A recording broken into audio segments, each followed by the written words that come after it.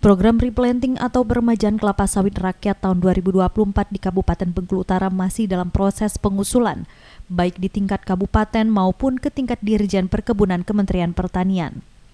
Kabar baiknya bagi para petani yang mengusulkan program replanting tahun ini, uang program replanting dari Badan Pengelola Dana Perkebunan Kelapa Sawit atau BPDPKS yang semula dijatah Rp30 juta per hektar, naik menjadi Rp60 juta per hektar. Ini disampaikan oleh Kepala Bidang Pengembangan Dinas Perkebunan Bengkulu Utara Surya Mulyadi, bahwa kebijakan tersebut diiringi dengan ketatnya kriteria lahan sawit yang bisa diajukan untuk mengikuti program replanting. Sebelumnya terdapat 3 kriteria, yaitu sawit berusia di atas 25 tahun, hasil produksi di bawah 10 ton per hektar dalam 1 tahun, dan bibit sawit yang menggunakan bibit asalan. Namun untuk mendapat dana replanting tahun ini hanya ada 2 kriteria, yakni untuk kriteria bibit asalan dihilangkan.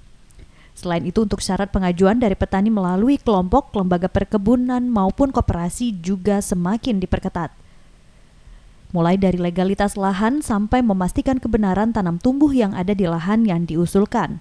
Ini untuk memastikan dana replanting dapat direalisasikan tepat sasaran dan mencegah terjadinya penyalahgunaan. Dijelaskan Surya, dana Rp60 juta per hektar tersebut nantinya bukan hanya direalisasikan sampai masa tanam, namun juga direalisasikan untuk perawatan tanaman sampai pada masa panen pertama. Saat ini ada sekitar 513 hektar lahan yang diusulkan mendapat dana replanting, dan proses verifikasinya sudah sampai ke tingkat Dirjenbun. Kemudian 324 hektar lahan proses verifikasi di tingkat kabupaten dan 235 hektar masih berproses di tingkat petani. Tujuannya untuk membangun kebun masyarakat yang ikut di kegiatan peremajaan tanaman kelapa sawit, mulai dari persiapan lahan sampai biaya perawatan di TBM 3 atau di tahun keempat. Mudah-mudahan dengan biaya Rp60 juta itu bisa kita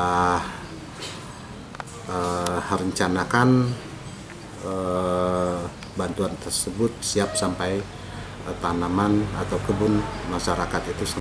Novan Al-Kadri, RBTV melaporkan.